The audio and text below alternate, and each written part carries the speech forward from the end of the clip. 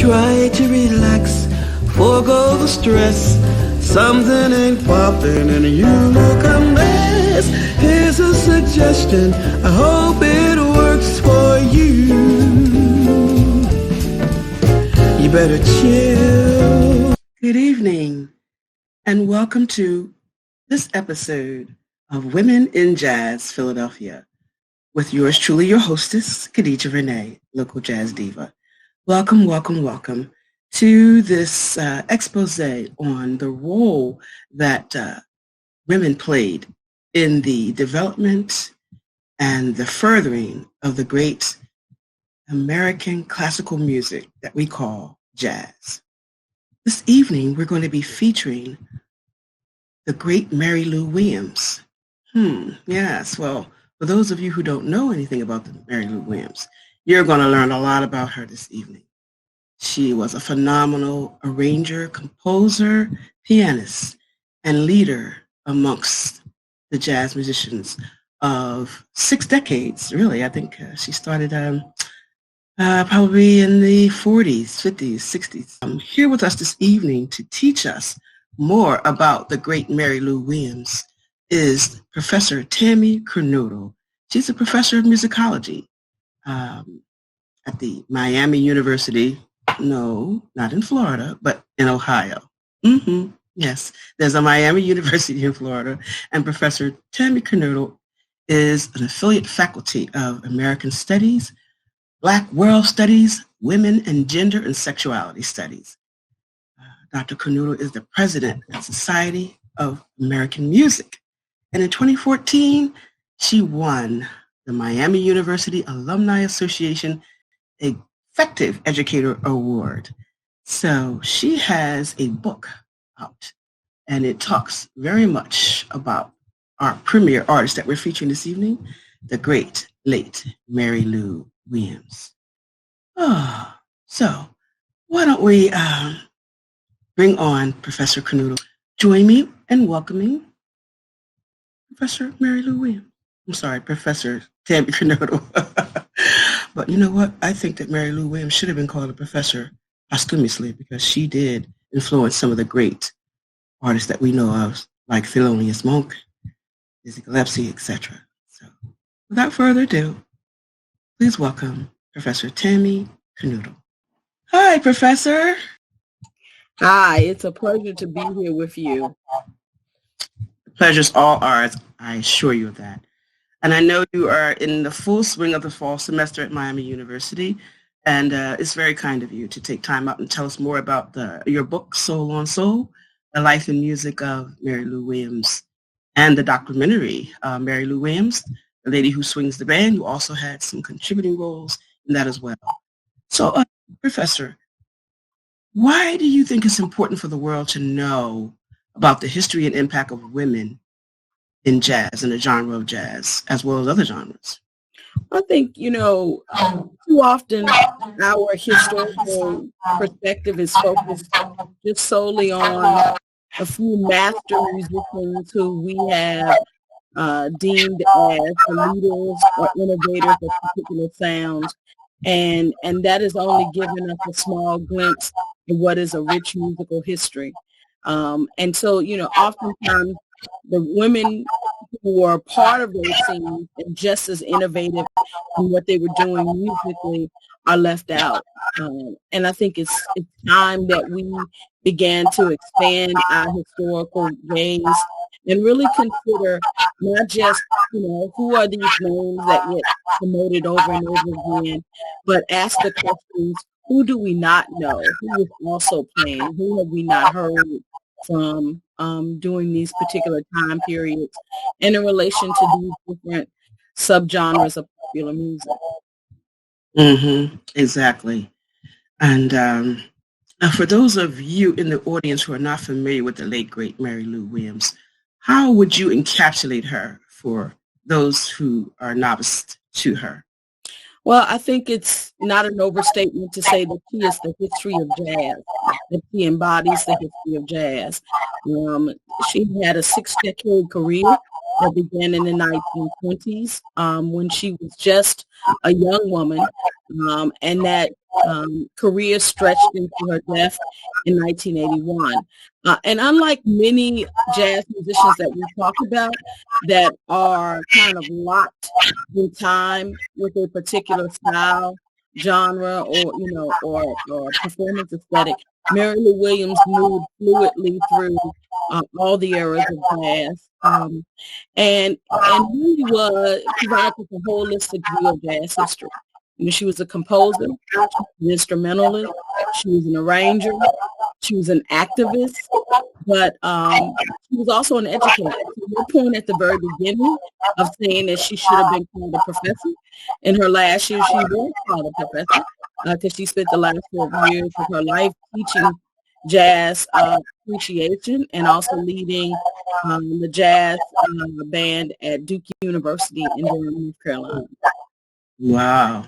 So rich history, rich history. Very rich history.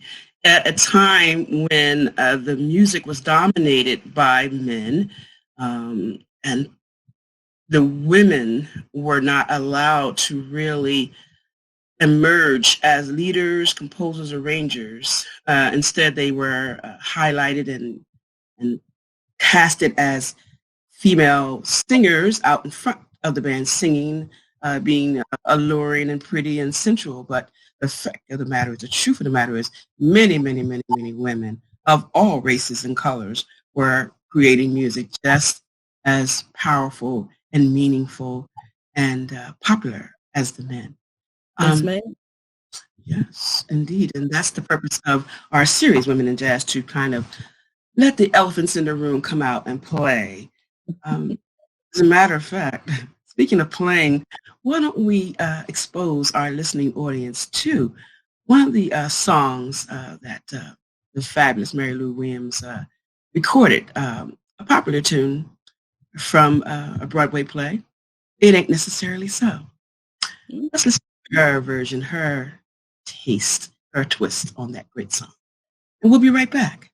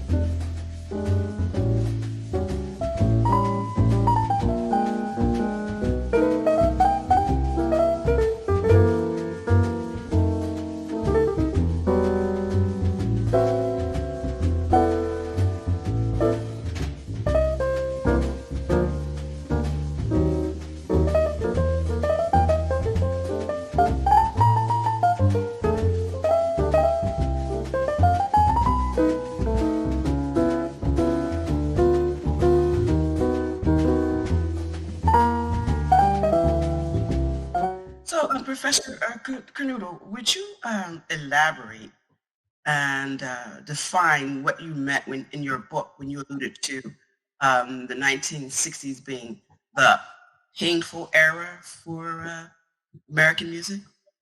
Yeah. Well, in particular, in relation to Mary Lou Williams, it was a painful period because in the mid-1950s, while in Europe, kind of her disillusionment with the music business, but also the exploitation that she experienced as a Black woman, as a female artist, kind of collided. And she had what we would equate nowadays with an emotional breakdown. It's not clear how profound or if, that breakdown was. But it did cause her in 1954 to walk away from a lucrative gig in a Paris nightclub and to disappear for a period of 3 years. In that 3 years, she said that she would never play again. But also in that period of time, she she converted to Catholicism and began to devote herself to the rehabilitation of musicians. And I think that's the kind of pain, her own personal pain became the impetus for trying to heal the pain of others, right? And also, that pain coincides with what is the advancement of civil rights in America, but the violent backlash that we start to see happening against activists who are engaged in social change. And so those things had a profound impact on Mary Lou Williams, so trying to overcome her own personal marginalization and her own emotional struggles while still trying to advance a type of camaraderie and fraternity with other jazz musicians and seeing the pain of those jazz musicians and how addiction oftentimes would ruin their lives. And so it's an interesting period for her because that work off leads to her entering another phase of performance and composing because she begins to write Catholic hymns as well as jazz masses. And so, spirituality becomes her solution to the social crisis of the day. But away from the piano, Mary Lou Williams was a woman in a man's world, a Black person in a white-only society. She was a very ambitious artist, and she dared to be different and struggled against the imperatives of being a star. Would you agree with that? Yes, ma'am. Definitely. And also dealt with the colorism that was present in America's popular culture at that period of time. Being a beautiful, dark-skinned woman, it was hard for agents to find a way in which to market her in the same way that they marketed like a fair-skinned Hazel Scott, who was just as talented. But her beauty led her to Hollywood, where Mary Lou Williams was never kind of courted in that same way. I see. I can imagine what the struggle must have been for her to just be recognized for who and what she was. And I'm sure she wasn't the only artist, a female of African-American genre that went through that same type of struggle. I wanted to just take a moment and share with our audience another composition by the late, great Mary Lou Williams. Earlier, we heard her version of a Broadway tune, but I'd like to show people something about her range. And so I wanted to play a song called Mary Lou Williams Solo Blues Piano. Take a listen, everyone, and we'll be right back.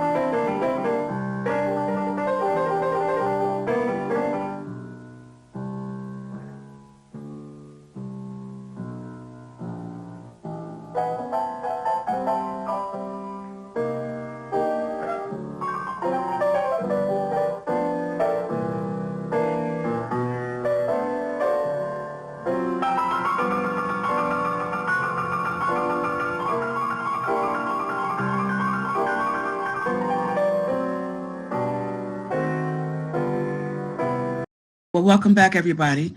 Seems like you got another taste of what the phenomenal range of talent uh, Mary Lou Williams possessed. Dr. Canoodle, you mentioned something about her also being an activist.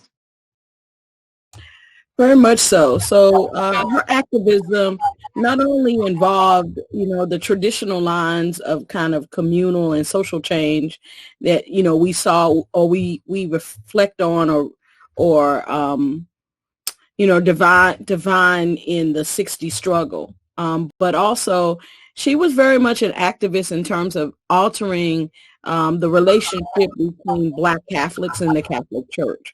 So her music was at a crucial time in which the Catholic Church began to investigate its history of civil rights and its lack of acknowledgement of Black Catholics, not only in the United States, but globally.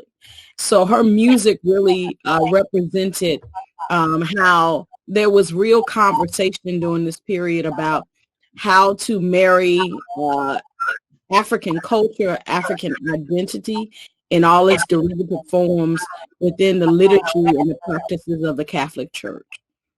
But on the other side, she was also working within her Harlem community to mentor young people about not only their musical history, but also their history as Black people. And so while she was not a huge proponent of the civil rights movement in the way that Max Roach or Abbie Lincoln or Charles Mingus was, she chose to embed herself into, the kind of work with young people that we would equate with the type of, activism.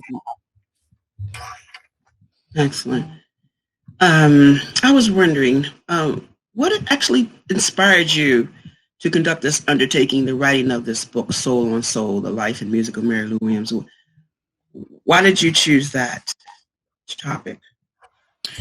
Well, you know what? It's been really a major part of my life, Khadijah. I started working on her when I was a graduate student at The Ohio State University. So in the early 90s, I kind of discovered Mary Lou on my own journey as a pianist and a musician. And her music really spoke to me. Her story really spoke to me because I'm going to be honest with you.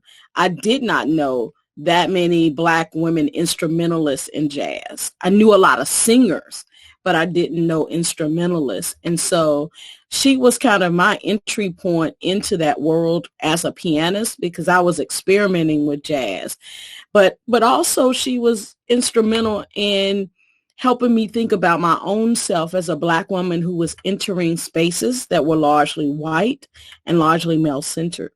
So, I started really researching her in 1995. I went to the Institute of Jazz Studies at Rutgers University at a time when her materials were just being donated to the Institute.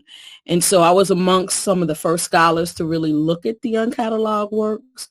And it was there that I discovered these religious pieces. So those religious pieces really spoke to me as someone who has spent a great deal of her life being a church musician and grew up in the church, And so it was a different side of faith.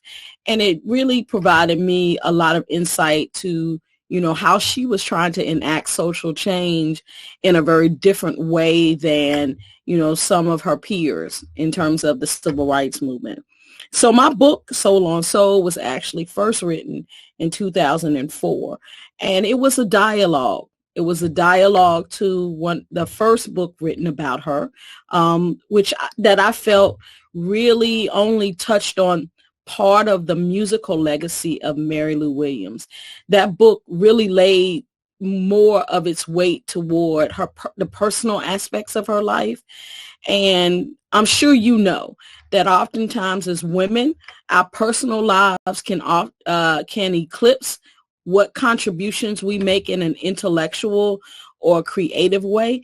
And I just didn't want this Black woman's story to be left up to who she was married to and who she potentially dated or slept with, or, and the book doesn't completely, I don't no way want to disparage this other author's work, but I felt like there needed to be more contextualization of Mary Lou within our history and within the Black history in America.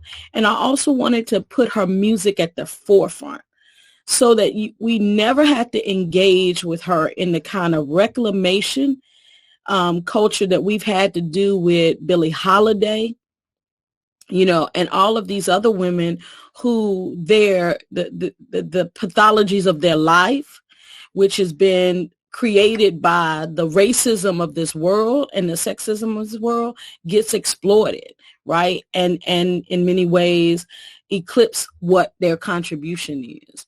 So the book now has been released with a new preface. So she's beautiful, and it's in paperback and it's an ebook. But it really updates the story from where I left off in 2004, which was at her death in 1981.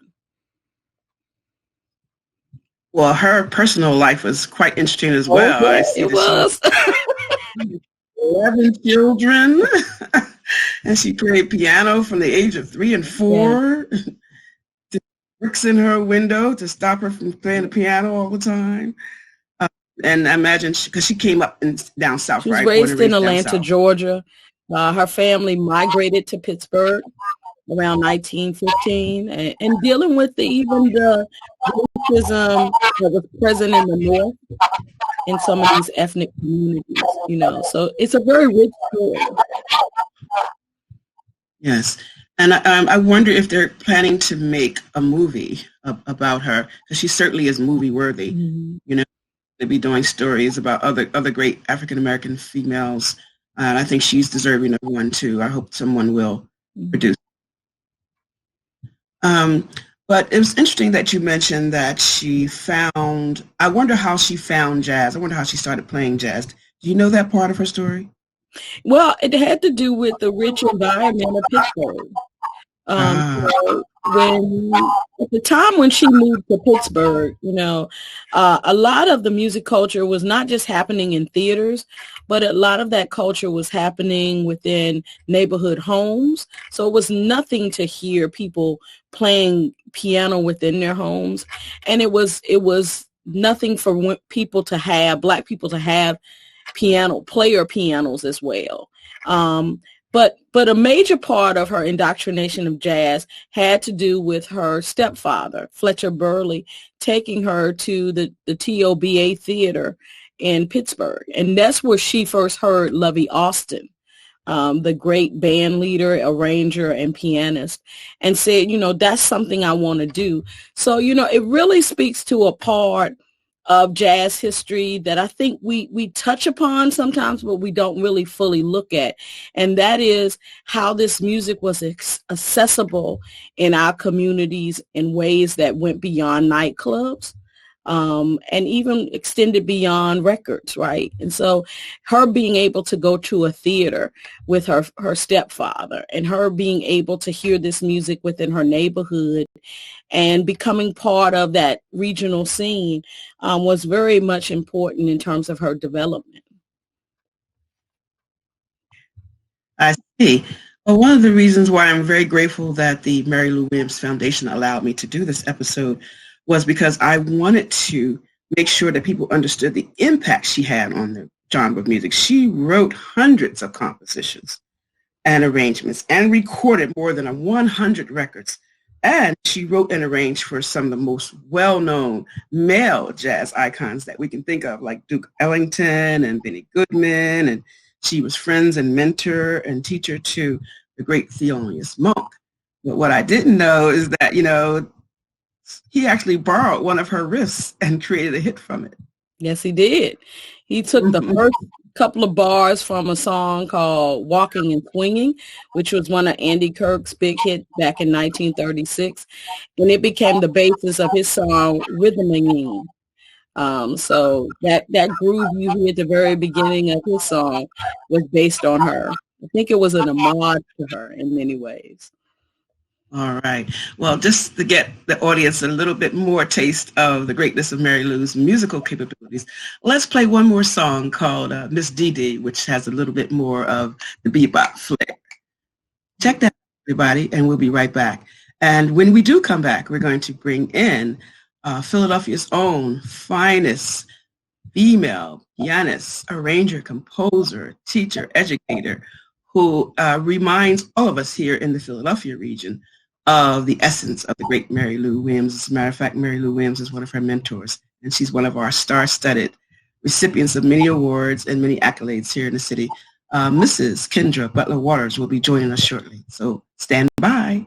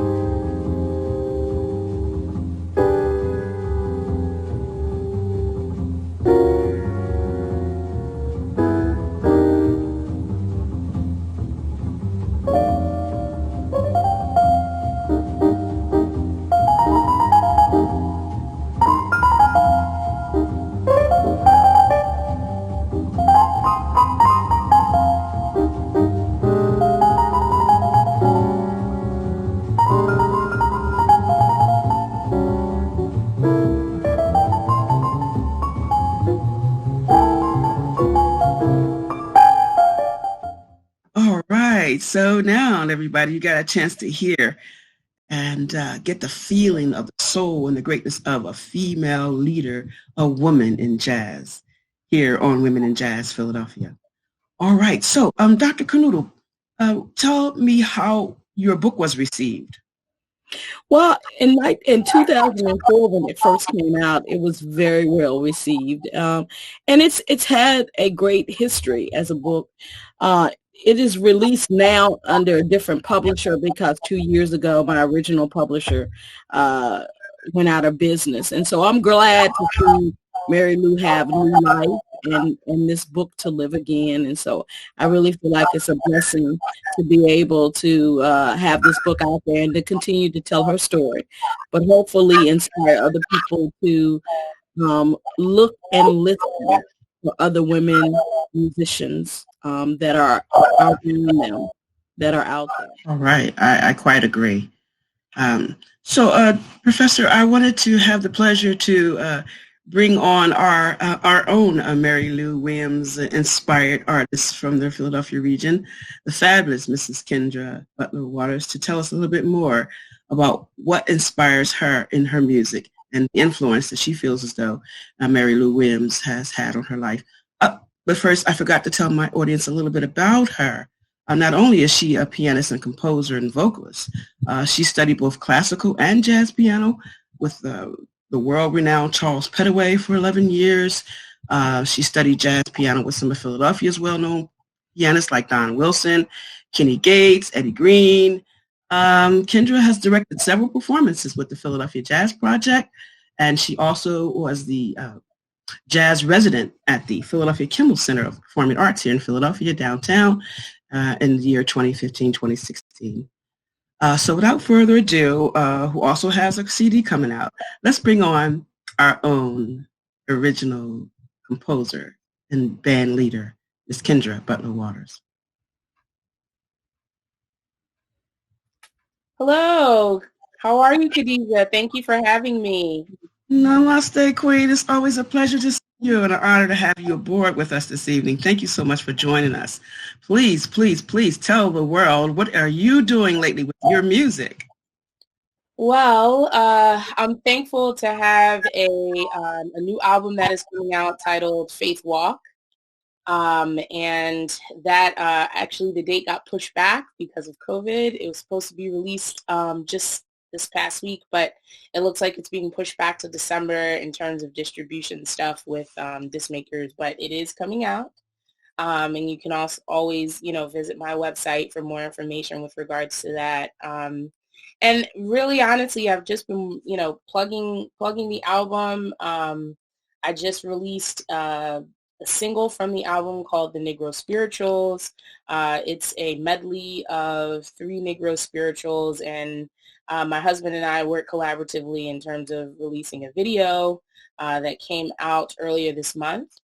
In addition to a few other composing projects, I just finished composing music along with a few other women for a piece called État donné, which is by a French artist, and his work is installed at the Philadelphia Art Museum, and we were commissioned to compose music for that, along with a few other awesome projects that are kind of in the works, and moving forward. But the main piece is the Faith Walk album, if you will. Well, congratulations on your most recent CD project, and I'm excited about the release, and I can't wait to get my copy. Thank you. I hope. Of course. Well, listen, you mentioned spirituals, sacred music. What are the influences in your life that causes you to integrate your love of spiritual and religious connotations into your music? What are your influences? Sure. I mean, I'm a woman of faith. I often say that, God is a large part of my identity and my faith in him. And, I really, truly do feel commissioned that is a part of the message with my music. With jazz, with all of performances and music that I release, I try to make the central piece of my music something that encourages people, something that inspires them, something that pulls them in and makes them think. That by the end of that concert or by the end of that show or by the end of that presentation, that they walk away feeling encouraged to face what we have to face on a regular daily basis. And so, that is a large part of my musical presentation. That's a large part of the music that I obviously release and the concerts. And even just me as a person, I try to make it a point that any person that I encounter, friend, foe, stranger, that they understand that, there's hope.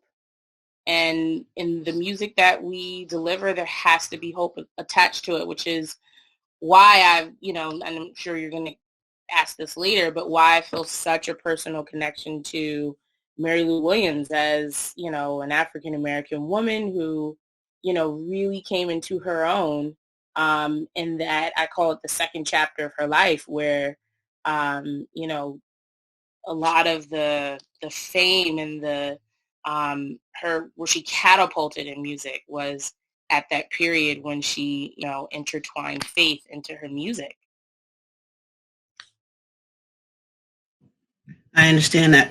As a matter of fact, I remember a couple of years back in West Philadelphia, I came out to hear you perform in concert, and you did a tribute to Mary Lou Williams. I did. When Carol Bash premiered her documentary film about Mary Lou Williams here in Philadelphia, it was at the International House. And Homer Jackson, director of the Philadelphia Jazz Project, he called me. I think it was even like a week before the performance. He was like, "Hey, can you put something together? We have a baby grand piano. We'd like to come for you to come and do a tribute to Mary Lou Williams. Find out as much as you can about her. I'm gonna send you some stuff too." And when he told me that, I went to work and I started studying her works, studying her music. I went to the library. You know, I'm I say a learned person, but I love to read. If someone gives me a task, I try to, you know, fully immerse myself into their life. So after doing that, I kind of understood as much as I could in terms of, you know, the holistic approach of who she was, and came up with a medley of tunes that I had done of hers. I think at that time I did syllogism. I had done like a traditional hymn that had more of a stride, left-handed movement, as well as what's the other piece that I did? There was one more piece that I did. I think it was a Boogie Woogie Blues, and it was all medley together. The solo piano presentation was right before Carol Bash's premiere of the film, and it really kind of brought everything together, especially to have an African American woman, you know, playing prior to the premiere of the film here in our city that we love. Wow. Much for sharing that. And the common thread that you have with the great Mary Lou Williams is that you both are members of the Catholic faith. That's interesting, I find. Well, I mean, I'm Protestant, so I mean, we both love Jesus. At the core of it, we both love Jesus. But I think that's our commonality in terms of that, you know, that God is the center of you know, the music that we've produced. The beauty of her life, if you really look, you know, from the research that I've done, the beauty of her life is that when she came back, when a friend introduced to her, you know, asked her to come to a service, and she felt her life was changed when she got saved and all that, that she just literally catapulted into the stratosphere. I mean, you're talking about someone who originally, when we look at the how she kind of got started and how she went from Toba, I know that Dr. Knodel had mentioned how, you know, she started in Toba, which was basically like the Chitlin circuit, and how she went through all of that time, and she struggled, and then eventually making it as a arranger into Andy Kirk's band and doing arrangements and compositions for Duke Ellington, and not necessarily getting her credit or her pay or her recognition. And then the struggle that she had with that, and the competing with Hazel Scott. And I mean, it goes on and on. And later in life, when she came to faith, that's when, I mean, she became the music director for that huge Catholic church in New York, and how she catapulted, I mean, with teaching opportunities and Sesame Street and this place and that place, that, you know, she credits her faith as being a central piece to her success. And it's not necessarily worldly success where maybe she thought that she had to have a lot of money, but her purpose was fulfilled thereafter. And it's a whole different mindset and a whole different approach to music when you feel that there's purpose behind it. Yes. She was a representative of purpose in terms of the role of women in jazz. Dr. Canuto, could you comment on how she did impact and pave the way for many women in the genre of jazz? Well, I think it falls in line with much of what Kendra has outlined. You know, as an arranger, you know, she was one of the key women who helped create this sound that we equate with both swing or big band jazz, or even jump blues, which later, you know, becomes the basis of R&B after World War II. You know, she's also you know, composing in the bebop idiom. But most of all, one of the things I think doesn't get talked about is the fact that, you know, she, alongside with Ellington, really bridged a musical and ideological gap between jazz musicians or jazz music and the American concert hall. And I'm not talking about we just have jazz concerts at Carnegie Hall. I'm talking about them concertizing and presenting these large-scale works that really show the influence that classical music had on jazz musicians, really showed that jazz musicians were not thinking just about the conventional ideas of a big band arrangement or as a big band, but visualizing the big band as an orchestra. And she even took it further than Ellington, who used his orchestra as kind of his medium. But in 1945-46, her Zodiac Suite is performed by chamber orchestras, the New York Philharmonic Chamber Orchestra. She has a concert at Town Hall. This is groundbreaking, right? Because this is setting up then, what is this post-war sound in the American Concert Hall that is not only purveyed by musicians like the Modern Jazz Quartet, but also we hear that in Black female composers like Margaret Bonds, like Undine Smith Moore, Dorothy Rudmore, these Black women who are operating in classical music, who are influenced by these jazz rhythms and jazz harmonies. So, I think what she really did was stretch and always challenge people in terms of what they sonically thought jazz was. And she also challenged how they believed jazz could operate in different spaces, and I think, you see that legacy in Melba Liston. You can hear it in Toshiko Akiyoshi, who takes the big band orchestra and really makes it into this modern vehicle. So it's far reaching, I hear echoes of Mary Lou in so many places. And I think she really provided a strong model for women instrumentalists and also for women as arrangers and educators and activists, to understand their purpose, their place, and that they could carve out their space, not wait for someone to give them permission, but to carve out their own specific space. Excellent. I agree. And Kendra, speaking of carving out a space, you as a woman, a female band leader, arranger, and composer, what kind of challenges have you faced in the music genre here in the Philadelphia region yourself? Can you share experience with us?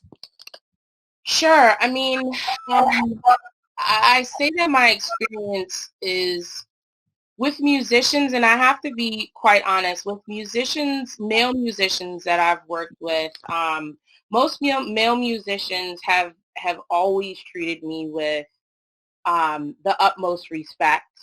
I think, once some male musicians know that you can play and they know that you know how to handle your business, that it sets you apart. And from that, there's a respect that's there. But I will say that I have been in instances where if I'm the band leader and I'm commanding a group, and I had a particular incident for this larger scale concert. This was a couple years ago. And the engineer who was engineering my show at this particular large venue didn't want to listen to what I was asking. I mean, completely disrespected me. I had to have one of my male musicians confront him and say, hey, she's the band leader. You need to ask her these questions. And it wasn't until after we finished the first set, that he came to me and said something like, oh, well, can we kiss and make up? And I looked at him and I said, would you say this to a man who was leading this band? Can we kiss and make up? And, those types of interesting, not just slick comments, but just the disregard in terms of respect, or just at the basic core of it, humanity. Forget the fact that I'm a woman. In the basic core of humanity, just respect someone who's handling, the concert, who obviously is the band leader and is the best person to speak to, with regards to questions that you have about how instruments should be mic'd, or the levels of the tunes, or how I want the piano to be mic'd or positioned, with regard to all the other instruments. I feel like I've dealt more with some of the back end stuff than with the musicians themselves. And I only say that because Philly is a tough city. If you know how to play, people will give you your respect. If you know how to command your band, people will give you your respect. If so-and-so says, oh yeah, I can vouch for Kendra, I know, people will give you your proper respect because they know the hard work that you've put forth, and all that. But, like I said, it's been more in terms of the background stuff that I've dealt with. And I've heard that from other female musicians, that it's a lot of the back end stuff that many of us, have dealt with. I see. I appreciate you sharing that experience with us. And I'm hoping that programs like this will continue to educate the community at large about the power of the divine feminine energy, and that we as women, we are leaders, and we've always been there and we always continue to be there.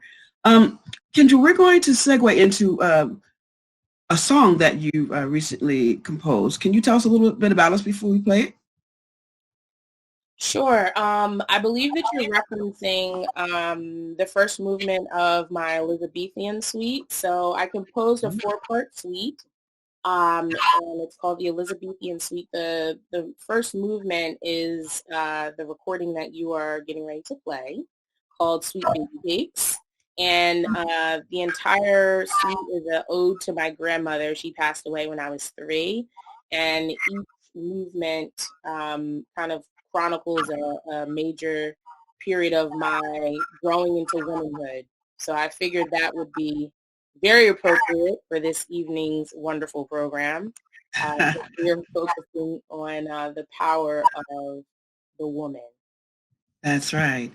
Okay, ladies and gentlemen, take a listen at Sweet Baby Cakes. Original composition by our own Kendra Butler Waters, and we'll be right back. Hello, I'm Kendra Butler Waters, a jazz pianist from Elkins Park, just outside of Philadelphia.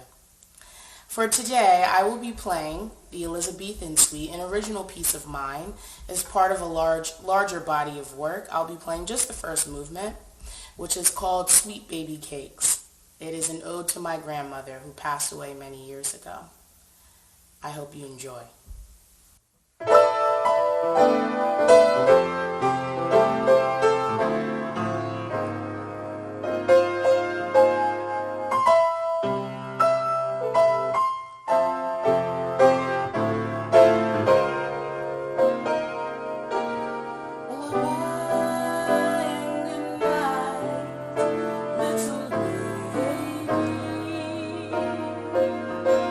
We have waited for your life.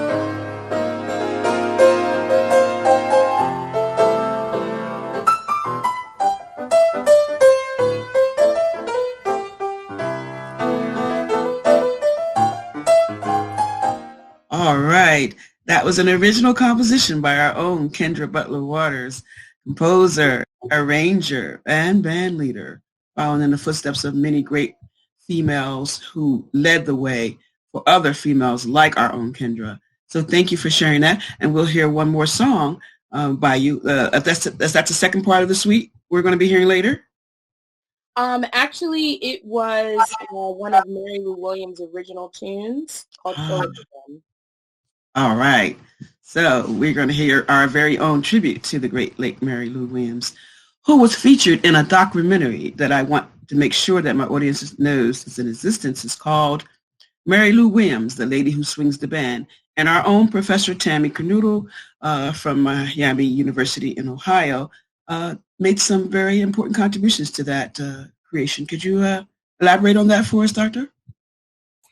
Yes. First of all, I just think it's a beautiful film, and it's so wonderful to see Carol's vision for telling Mary Lou's story come to life in that way. You know, it really tries to encapsulate the full breadth of Mary Lou's life and her career, and I think it features much insight. And so, you know, it was an interesting experience. It was one of the first movie projects that I worked with.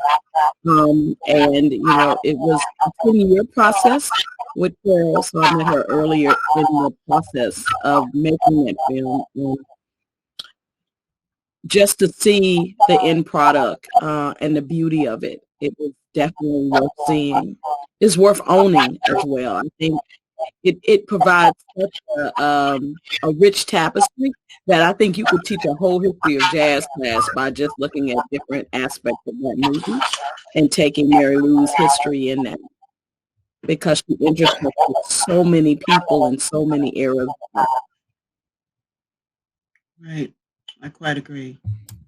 I guess it's available. You can just go to any purchase medium and order it and have it delivered to your house. So check it out. Mary Lou Williams, the woman, the lady who swung the band. Kendra, did you happen to see that documentary? Many times. I mean, the first time that I saw it was when I performed prior to the premiere in Philadelphia. I'm actually, you know, I keep in contact with Carol Bash, who is an amazing, you know, I mean, she has her own film company, and she did an amazing job of putting the film together. And she also featured the late, great Jerry Allen, and Jerry has since passed. But thankfully she was able to be a part of this amazing film. I actually used the film when I taught at Penn. I did a 2-day teaching series about, well, I think a 2-class session about women in jazz, and I showed this film. I had the university purchase the film just to be able to share with the students who, you know, were blown away by, you know, Mary Lou Williams' life and her legacy, and most students hadn't heard of her. You know, so it's an insanely important film. You can Google it, and you can see that it's readily available there. You know, you can check out Carol Bash, who has several other amazing, you know, contributions that focuses on the life of African Americans and Native Americans. I mean, she has a huge catalog of work, but it's a hugely impactful film. Excellent. Well, as both a pianist and composer, she was a wellspring of daring creativity. She helped shape the 20th century sound of America. And most of all, she did not allow herself to be pushed back. And she kept saying, I can, when she was told you can't. So that attitude nearly cost her everything, but she still persevered. And as you said, she found her self, her meaning, her well-roundedness, her fortitude to push forward and do what she wanted to do and needed to do for the world through her spirituality. So spirituality, once again, arises its wonderful head and gives us strength, especially as African-American women. We stand on our 2 feet in the ground of spirituality. It helps us to move forward. As a matter of fact, I don't think people really know that Professor Kernoodle is a pianist and composer herself, and also is very deeply ingrained in her spiritual life. Is that true, Doctor? Yes, I'm also an ordained minister. Oh, And so, so I spent a great deal of my time on both sides of the pulpit as a musician, but also as a teacher, spoken word. So faith is very much a part of what I do and why I do. And I will tell you, her spiritual works were my first real undertaking of talking about Mary Lou Williams, because the substance of her faith resonated with me, because that has been the thing that I credit with everything that you read about me, every line that you read about in my biography. It's all been because of God, and it's all been because of faith and understanding who I was in him, or her, if you refer to the divine mother, because God is all. That definition of who I am is rooted in that, in the knowledge that if the door is open, that you have the strength and the ability to walk through it if you have the faith, if you enact your faith. I quite agree. I profess the faith of Islam, and my belief in a higher being has definitely helped me to find the courage to just live and breathe and create. That's what I'm all about, creating, because he is the master creator. He created us, so we are reflections of him, so therefore we can do as he does, and we all have the power to create. And so I've created this Women in Jazz series, Philadelphia, to make sure that the world understands and appreciates and hears that, like you said, God is all. He's definitely feminine. He's part of his nature is the divine feminine. So I honor him through my work to make sure that people understand how God is all-encompassing and definitely affects the lives of women as well as men. As a matter of fact, we are in the age of the divine feminine, and we're coming back in to take over the world and bring peace to the world now. And that's right, I said that. So thank you, ladies. I appreciate you joining me to honor the late, great Mary Lou Williams. And each of you are making a wonderful contribution to music and to understanding the power of women. I appreciate everything that you do. And may you continue to be blessed. Thank you. It's been a pleasure being here with you two women. Thank you. All right. All right, ladies and gentlemen, we're going to take this show out with the final composition offered to us by our fabulous Philadelphia recipient of the Kimmel Center's residency program. Ms. Kendra Butler Waters is going to play a Mary Lou Williams composition. And thank you very much for joining us in this episode. Stay tuned for our next episode. And thank you so much for joining us, and everybody be blessed. Namaste.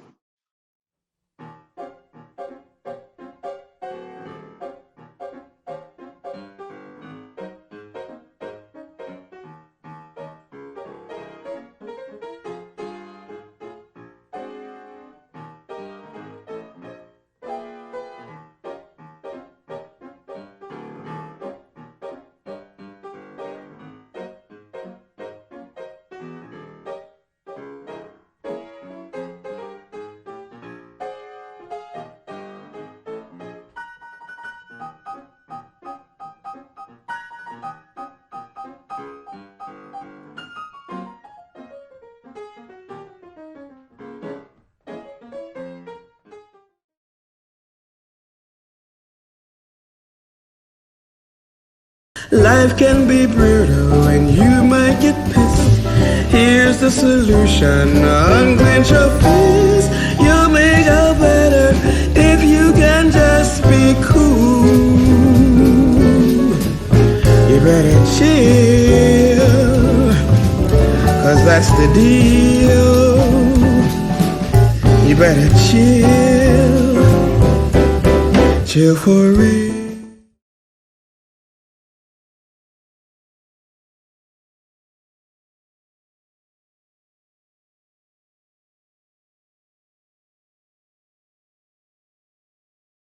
Lights, camera, action!